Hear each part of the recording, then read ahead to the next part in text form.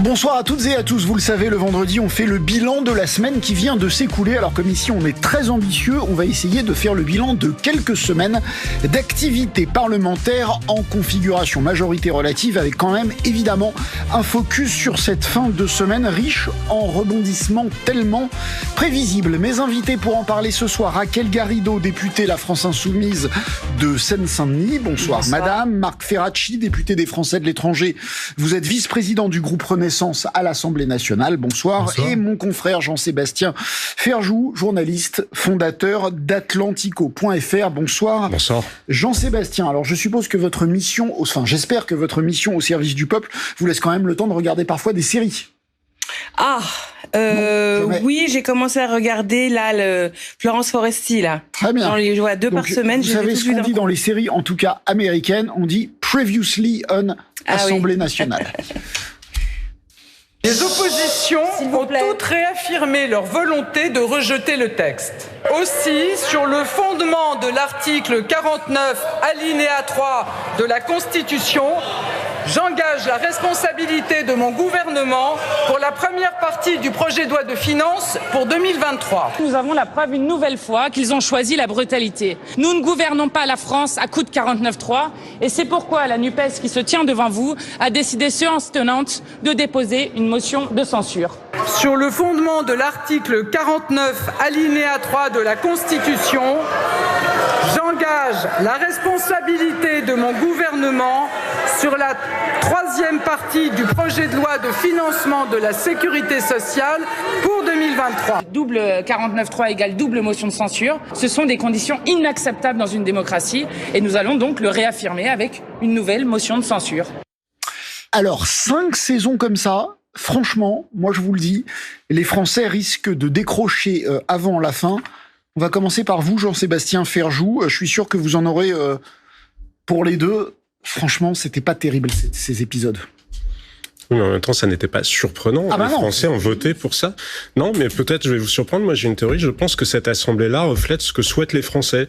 C'est-à-dire que dans la mesure où ils ne sont pas contents de la situation actuelle, mais aucun projet ne les a véritablement convaincus. Donc la logique était finalement de se rabattre sur la solution qui leur paraissait peut-être la moins risquée, la plus dans l'immobilisme en quelque sorte, parce qu'aucun projet alternatif ne les a véritablement convaincus. Et je crois qu'il y avait une forme de sagesse collective à organiser cette espèce d'impuissance politique, parce qu'on voit bien qu'il n'y a pas d'appétence pour les récits d'insurrection ou de romantisme révolutionnaire. Il n'y en a pas non plus pour le réformisme. Non, mais pour une espèce de réformisme, tant mieux, de réformisme austéritaire ou je sais pas quoi. Il n'y en a pas non plus sur la nouvelle méthode d'Emmanuel Macron, dont on voit bien qu'elle ne convainc personne. Et avec le conflit social... Je savais que vous en auriez pour chacun des deux. Mais c'est pas pour chacun des deux. Enfin, la réalité politique est celle-là. Je ne vois personne qui émerge en l'état de justement ce champ-là. Alors, on va revoir ce qu'on a aperçu tout à l'heure, c'est-à-dire les députés de la NUP quitter l'hémicycle, l'air offusqué quand la première ministre, on vous voit partir là quand la première ministre dégaine, pas très joli, mais enfin dégaine le 49.3. Est-ce que tout cela n'est pas un peu surjoué, Raquel Garrido ?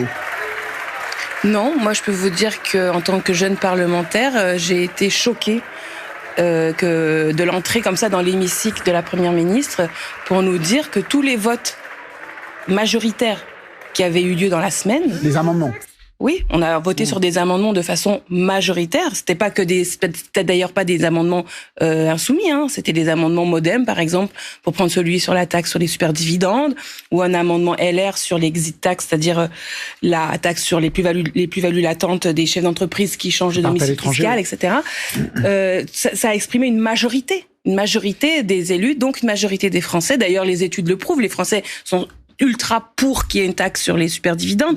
Et ces votes-là, ils ont eu lieu. Vraiment, avec les pour, des contre, etc. On a voté, c'était majoritaire. Et là, la première ministre, elle rentre et elle dit, tout ça, ça vaut rien. Tout ça, ça vaut rien. On n'accepte pas vos votes, on les annule. Et ben, moi, j'ai vécu ça comme une agression. Et pas seulement pour moi, mais pour les gens qui m'ont mis là aussi, pour mes électeurs.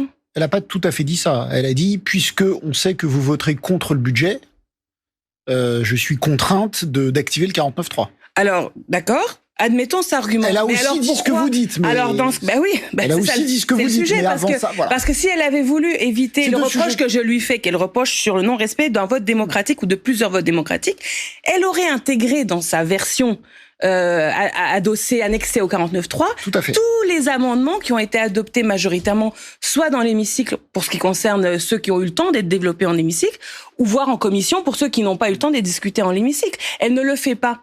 Elle fait son petit shopping et elle décide que, en fait, sur ceux qui ont été votés dans l'Assemblée nationale, elle ne les prendra pas pour l'essentiel.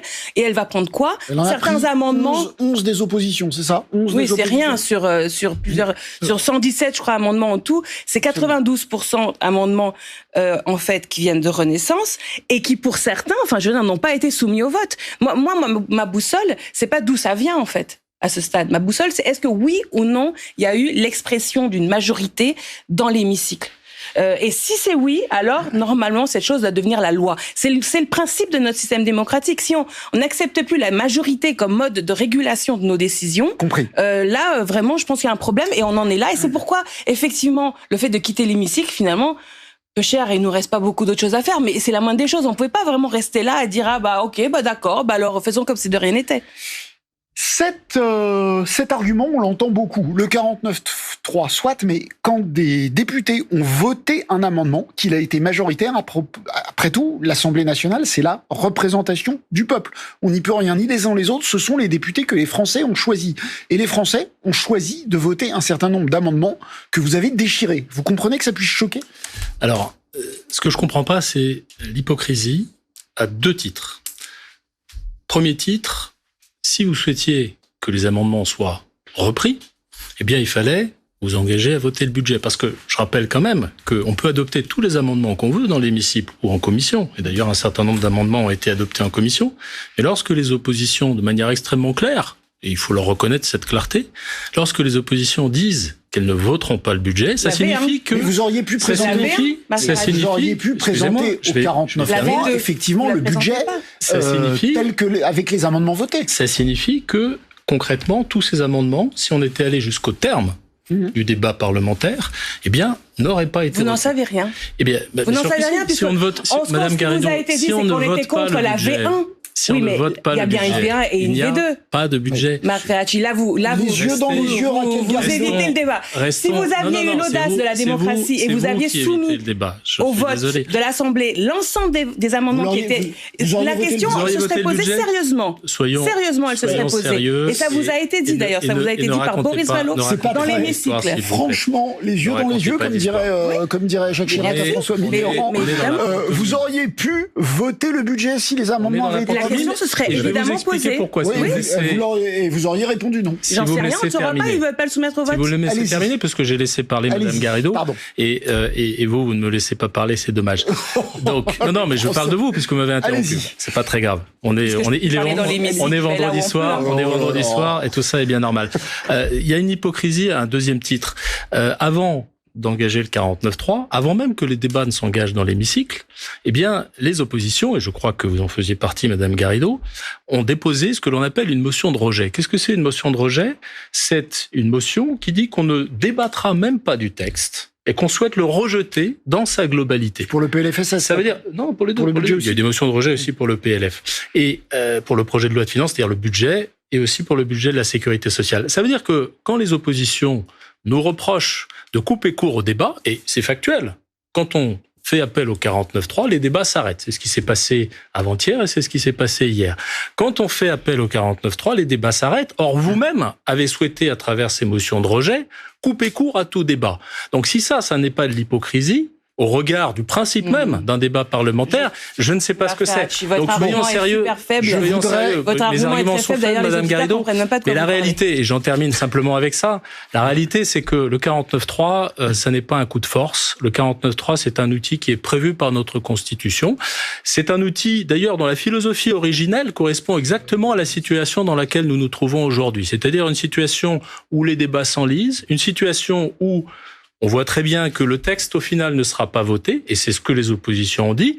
Et dans ce contexte, et parce qu'on a quand même besoin d'un budget pour la France, je me permets de vous le rappeler, eh bien, il était légitime d'engager ce 49.3. Okay. Et j'en termine sur la question initiale Pourquoi est-ce qu'on n'a pas repris tous les amendements ? Parce que un budget, ça n'est pas un patchwork d'amendements. Un budget, c'est un texte qui a une cohérence. Et la première des cohérences, c'est la responsabilité budgétaire. Quand vous avez des amendements qui créent des charges supplémentaires, quand vous avez des amendements qui changent la nature même du projet politique porté par le budget, eh bien vous êtes fondé à ne pas les reprendre. Bien. C'est ce que nous avons fait. Votre avis est légitime. Seulement, il était minoritaire dans l'Assemblée nationale. Et quand vous dites que si nous avions débattu de ce budget jusqu'au bout, il n'y aurait pas eu de budget du tout, c'est faux. Je rappelle que la Constitution donne un certain délai à l'Assemblée nationale pour adopter le budget. On a jusqu'à novembre et puis décembre. Et sinon, ne vous inquiétez pas. Ne vous inquiétez pas. Il y aurait eu un budget. Vous auriez. Mais ce que je trouve choquant, moi, c'est que vous ayez beaucoup de mal au niveau des amis du président Macron à accepter le résultat des votes. Et je trouve que cette érosion démocratique est grave. Et c'est pas parce qu'un article est dans la Constitution qu'il est d'essence démocratique. La Ve République, vous le savez, ça a été conçu dans un moment historique donné. Le général de Gaulle voulait pouvoir, de façon unilatérale, répondre à une crise qui était la situation en Algérie. Nous sommes 50 ans plus tard, et effectivement, en France, vous l'avez vu dans les études, 2 Français sur 3 sont contre l'utilisation du 49.3, ce qui pourrait d'ailleurs apparaître comme une question technique, mais en fait, elle est profondément politique. Vous êtes en train de piétiner des principes ancestraux de démocratie, c'est-à-dire la régulation par le vote et par la majorité. Et notre Constitution. Non, moi, je veux passer, vous le savez, je suis partisane de passer pacifiquement à un régime nouveau qui est celui de la 6e République. Ça, c'est ma position. Mais en attendant, je vais dans l'Assemblée nationale, je fais mon travail, je débat, j'argumente, je vote. Et quand je suis majoritaire sur des votes, j'entends que ce soit respecté comme quand je suis minoritaire. Quand je suis minoritaire, moi, après, je ne viens pas en disant la minorité s'applique. Jean-Sébastien, le maire a dit en démocratie, la minorité ne peut pas dicter sa loi à la majorité. Je cite Bruno Le Maire, il a 100% raison. Eh ben, je suis tout à fait d'accord avec vous et j'en termine. C'est vous la minorité. Si vous étiez majoritaire, vous feriez adopter votre budget et un budget à votre image. C'est vous qui étiez minoritaire sur ces votes-là. Jean-Sébastien Ferjou. Vous avez levé le doigt, donc moi je vous donne la parole. Non, mais effectivement, il n'y a pas de majorité alternative. La réalité, elle est là. Que se passe-t-il dans des pays qui n'ont pas de 49.3 ? Alors, soit il y a des gouvernements qui tombent parce qu'ils sont sur un principe de responsabilité et qu'il s'agit de régime parlementaire, soit comme aux États-Unis, il y a des shutdowns. Souvenez-vous, plusieurs fois ces dernières années, on a vu des shutdowns au moment où les fonctionnaires ne sont pas payés parce que précisément un budget n'est pas voté. Donc oui, probablement, d'une manière ou d'une autre, un budget aurait-il fini par être voté, mais il n'y a pas de majorité alternative. Oui, mais pas tout à fait dans l'esprit dont vous lisez, parce que je pense que vous avez quand même voté les motions de rejet dont on parlait. La preuve, c'est que vous ne votez pas les mêmes motions de censure. Donc, qui pourrait imaginer que vous voteriez un budget alternatif ? À un moment, il faut qu'il y ait un budget. Maintenant, malgré tout, en matière de progrès démocratique, il me semble que puisque nous avons cette configuration-là, ce qui serait intéressant, ce serait que les oppositions soient peut-être un peu plus exigeantes sur le travail en commission, notamment sur les chiffres. Ce budget est construit sur des hypothèses dont tout le monde sait pertinemment qu'elles sont fausses. Ça n'est pas moi qui le dis. Le Haut Conseil des finances publiques le dit et s'est même montré plus sévère qu'il ne l'avait jamais été auparavant sur les hypothèses qui fondent ce projet de loi de finances. Donc moi, ce que j'attendrais, ce serait que les parlementaires, qu'ils soient d'ailleurs à l'Assemblée nationale ou au Sénat, exercent leurs droits vis-à-vis de Bercy et demandent beaucoup plus de comptes, d'une part sur l'exécution, parce que la même chose sur le projet de loi de finances de la sécurité sociale, on s'assoit totalement sur le regard en arrière. On ne regarde pas comment ça a été exécuté. Et donc tout ça, à l'arrivée, peu importe que ce soit voté par 49.3, pas par 49.3, on est dans un contexte qui est malheureusement un peu toujours le même en France. Je ne parle pas de ce quinquennat-là uniquement, mais quand même un peu d'une insincérité budgétaire et d'un défaut de contrôle du Parlement sur l'action de l'exécutif. Mais ça a été dit, alors, je voudrais, ce que vous venez de dire, c'est une des raisons pour lesquelles il y a eu des motions de rejet, d'ailleurs. Assez long les uns et les autres, parce que vous avez tous une pensée foisonnante. Je voudrais qu'on avance, je vous demande les uns et les autres d'essayer de vous extraire... Vous pouvez la résumer, vous savez, comme dans une série américaine. Non, je ne me permettrai pas qu'on essaye de s'extraire du contexte de cette semaine et d'aller un petit peu plus loin. Excellent papier, je vais m'adresser à vous, Marc Ferracci. Excellent papier, on va voir un banc titre de Solène de Royer dans Le Monde ce soir, où elle explique que c'est après l'utilisation du 49.3 pour faire passer la loi Macron en 2015 que l'ex-ministre de l'économie a décidé de se mettre à son compte et elle demande d'un 49.3 à l'autre que reste-t-il du macronisme. Vous avez fondé En Marche avec le président de la République pour essayer de faire avancer les majorités d'idées, pour justement ne pas gouverner de manière autoritaire comme ça. Le simple fait, je comprends, vous n'aviez pas le choix. Ok, vous n'aviez pas le choix, ils avaient dit qu'ils ne voteraient pas le budget, donc il fallait le 49.3. Le simple fait que vous n'ayez pas le choix, n'est-il pas d'une certaine manière l'échec de votre démarche, d'essayer de bâtir des majorités d'idées, d'essayer de casser, voilà, la gauche et la droite dans ce pays? Alors, d'abord, je réponds à ce titre d'article que j'avais pas vu, qui me semble porter une question très intéressante. Il y a eu un 49.3, effectivement, au moment de la loi Macron. Absolument. Qui a été déclenché, il faut s'en souvenir, par le Premier ministre. Manuel Valls. L'initiative du Premier ministre Manuel Valls. Contre l'avis du ministre de l'économie. Exactement. C'est exactement ce que j'allais dire. Dans un contexte où des compromis semblait pouvoir et devoir être trouvés, et donc dans lequel la méthode qui à l'époque avait été mise en œuvre par le ministre de l'économie Emmanuel Macron, eh bien, avait des chances d'aboutir. Là, on est dans un contexte justement dans lequel il n'y avait pas de chance d'aboutir. Mais vraiment, et je réponds à votre question. Pas d'une certaine manière, non, voilà, l'échec d'une démarche. Et je vous dis avec au moins 2 exemples ou 3 exemples à l'appui pourquoi ça ne signe pas l'échec d'une démarche, parce que nous avons déjà voté et adopter des textes en trouvant des compromis. J'ai moi-même été rapporteur d'un texte qui porte une réforme potentielle de l'assurance chômage, qui a été adopté au début du mois d'octobre. Eh bien, nous avons noué des compromis avec une partie des oppositions, avec les Républicains, avec le groupe Liberté et Territoire. Ça prouve que ça peut marcher. Ça ne marche pas sur le budget, dont acte, et ça ne marche pas, on le savait initialement, parce que les oppositions nous ont dit qu'elles ne le signeraient, qu'elles ne le voteraient pas, ce budget. Mais je pense que cette méthode, elle peut fonctionner sur d'autres textes. On a un texte qui vient sur les énergies renouvelables. On a un texte qui viendra sur l'immigration en début d'année 2023. On n'abandonnera pas cette méthode consistant à essayer d'aller trouver des compromis avec les oppositions raisonnables et constructives. Jamais que le mea culpa soit compliqué, mais voilà, vous êtes un ami proche du président de la République, vous avez fondé En Marche avec lui. Quand vous avez entendu Elisabeth Borne monter à la tribune, vous vous êtes pas dit j'ai pas fait tout ça pour ça? Enfin, on a toute cette démarche, ces 5 ans de trucs pour en arriver à un 49.3 comme au début de la 5e République. Franchement, c'est pas. Vous savez, c'était pas le but, quoi. Je suis élu des Français de Suisse. Et je m'intéresse depuis assez longtemps à la Suisse et à son modèle démocratique. En Suisse, comme dans d'autres démocraties, il y a des majorités relatives. C'est même l'habitude et la normalité que d'avoir des majorités relatives. En Suisse, on n'a pas besoin de 49.3. On n'a pas besoin de 49.3 pour faire adopter les textes parce qu'on trouve des solutions de compromis.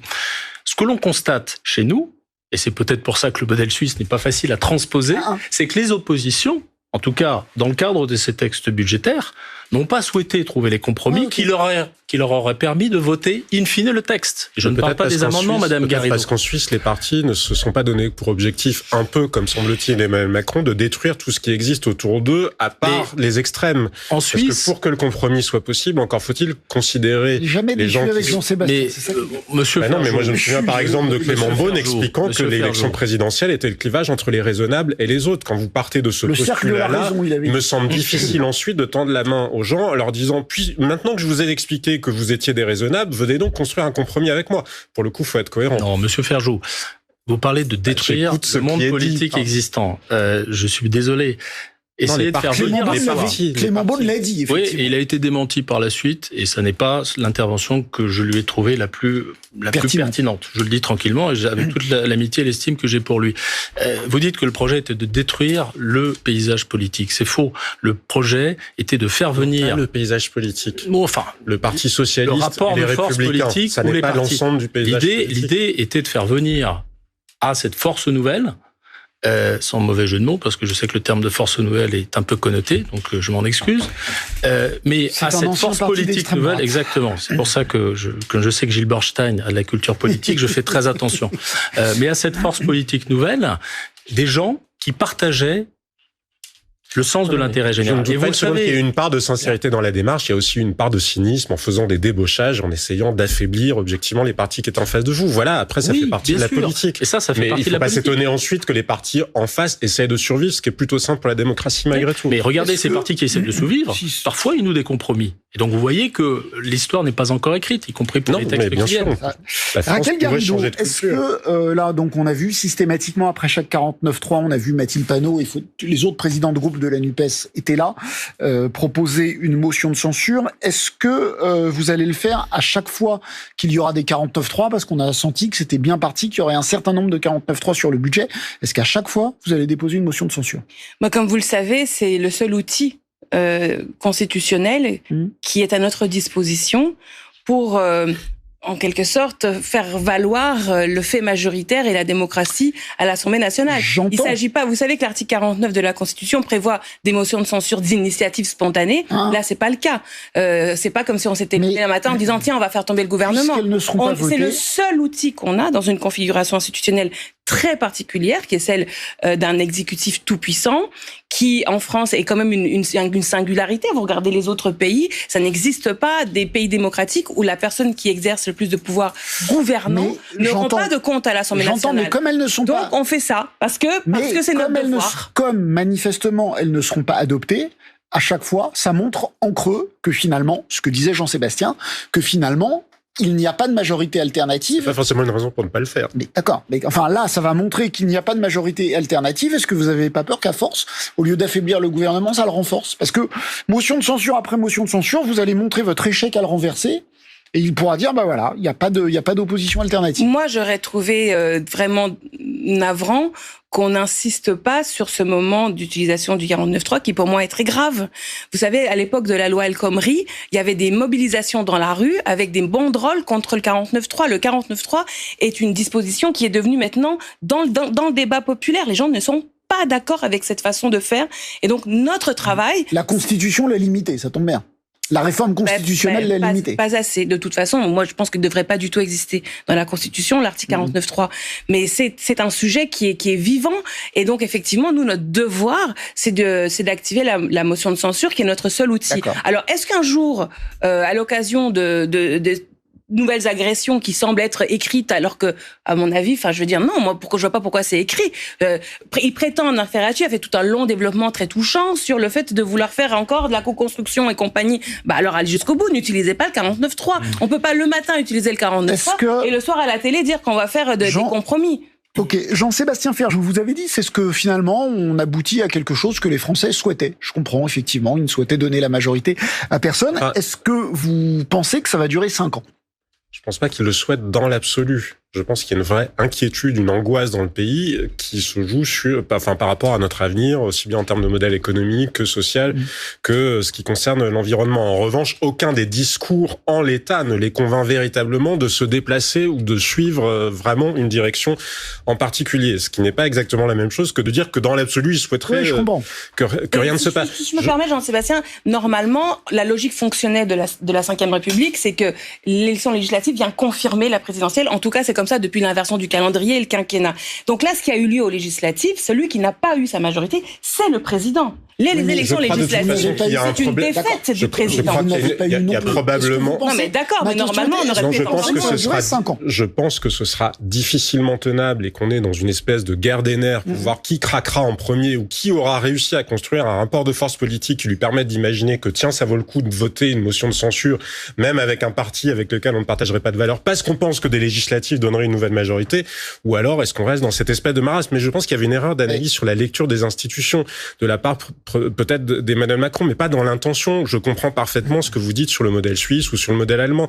Mais dans un modèle suisse ou dans un modèle allemand, quand vous avez une coalition, la personne à qui vous confiez un ministère, admettons que le chancelier soit social-démocrate, s'il confie le ministère des Finances à un représentant du Parti libéral, il ne nomme pas son directeur de cabinet en même temps, contrairement à ce qui se fait en France. C'est-à-dire qu'en France, quand bien même vous prendriez un ministre issu de LR ou du Parti socialiste ou de la France insoumise, soyons fous, mais si vous l'encadrez totalement de toute façon et que tout est décidé à l'Élysée et que le vrai ministre est le conseiller d'Emmanuel Macron, ça n'est pas le macronisme qui est en cause, ce sont les institutions de la Ve République. Ces modèles étaient transposables, évidemment. Mon point était justement de dire que ces modèles nous révèlent ce qui manque à notre démocratie, c'est cette culture du compromis.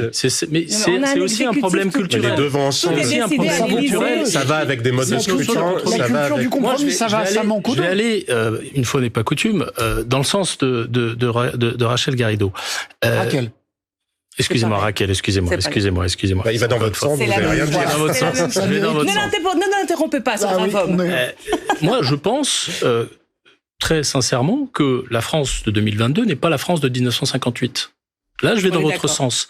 Est-ce que ça veut dire qu'il faut se priver de cet outil qui, dans une situation extrêmement compliquée pour le pays, permet de gouverner, permet d'adopter des textes budgétaires? Aujourd'hui, je vous le dis tranquillement, je ne le pense pas. Est-ce que ça signifie qu'on ne doit pas réfléchir collectivement à l'évolution de nos institutions? Eh ben, ça tombe bien. C'est précisément ce que l'on a prévu de faire à travers une commission transpartisane qui va bientôt se mettre à travailler. Et ce que je dis simplement, c'est que ce genre de réforme, ça ne se fait pas à chaud. Ça ne se fait pas au moment où on est en train de discuter un budget.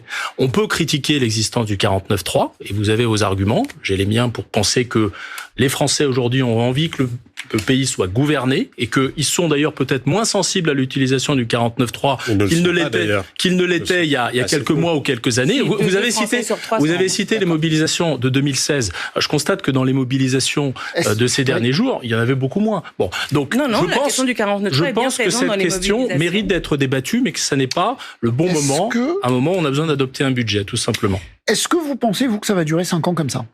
Écoutez, c'est un petit peu le prolongement. Rapidement, s'il vous plaît, parce que je voudrais que la parole circule encore.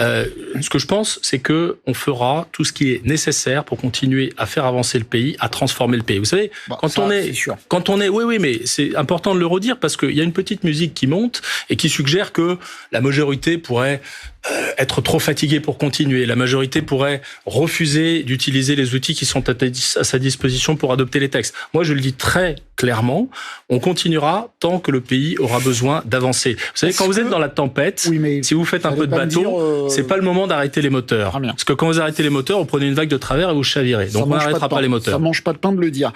Pour éviter que ça recommence tous les ans, est-ce que finalement, alors je sais que c'est votre souhait à vous, est-ce qu'il ne faut pas demander aux Français, puisque ils n'ont pas voulu donner une majorité absolue au camp du président, ils n'ont pas voulu doter une majorité aux autres non plus, est-ce qu'il ne faudrait pas revoter, cette fois-ci instaurer des midterms comme aux États-Unis ?